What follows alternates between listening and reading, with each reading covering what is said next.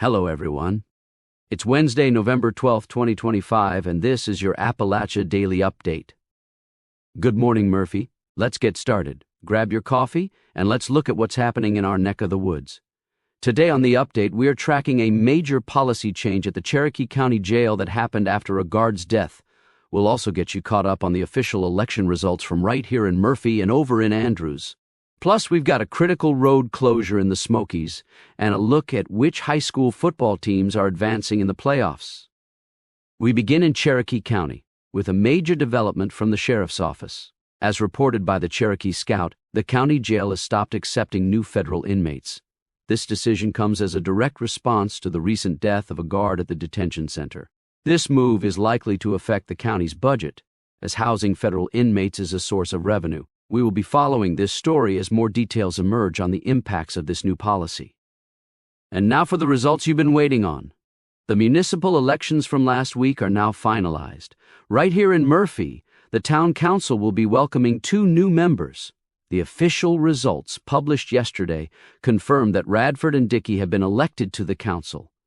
They will be joining re-elected members to guide the town for the next term. Meanwhile, over in Andrews, that mayoral race was a tight one. The Cherokee Scout reports that Mayor James Reed has officially won his bid for a 3rd term, securing the seat by just 14 votes. That is a nail-biter. Also in Andrews, residents elected Chastity, Ledford, and Woodard to the town council. Congratulations to all the candidates who stepped up to run for office. All right, let's talk about this weather. If your windshield was frozen this morning, you are not alone. The National Weather Service in Morristown has issued an outlook for a frigid, cold air mass that has settled over our region. The local reading from the Andrews-Murphy Airport got down to about 21 degrees overnight. This means black ice is a real and present danger, especially on bridges, overpasses, and those shady spots on the road that don't see the sun. Please take it slow and leave plenty of space on your morning commute. That cold weather is also causing trouble up in the mountains. If you have plans to travel to Gatlinburg today, you'll need to find another route. The National Park Service and the North Carolina DOT have announced that US 441 Newfound Gap Road is completely closed. The closure runs from Cherokee all the way to Gatlinburg. This is a high-impact closure due to the weather, so check the Drive NC website before you head out. In civic news from just across the state line, residents of Union County, Georgia need to mark a change on their calendars. The county commission meeting that was scheduled for next week, on November 20th, has been moved. The new meeting date is tomorrow, Thursday, November 13th at 6 p.m. at the courthouse in Blairsville.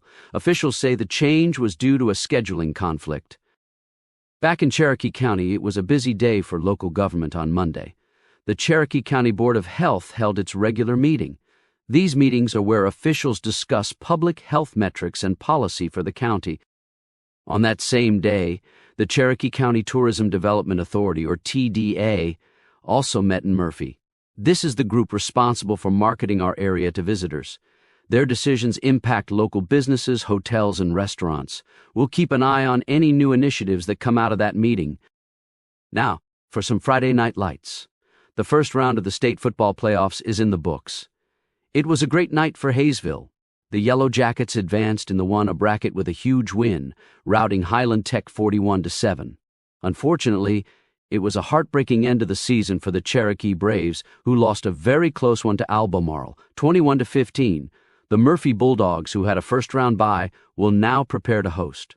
Murphy's second-round game will be at home this Friday, November 14th, against that same Albemarle team. Good luck to the Bulldogs. If you're looking for something to do, we've got a few things for your community calendar. The big art show and sale is going on right now at the Cherokee County Chamber of Commerce.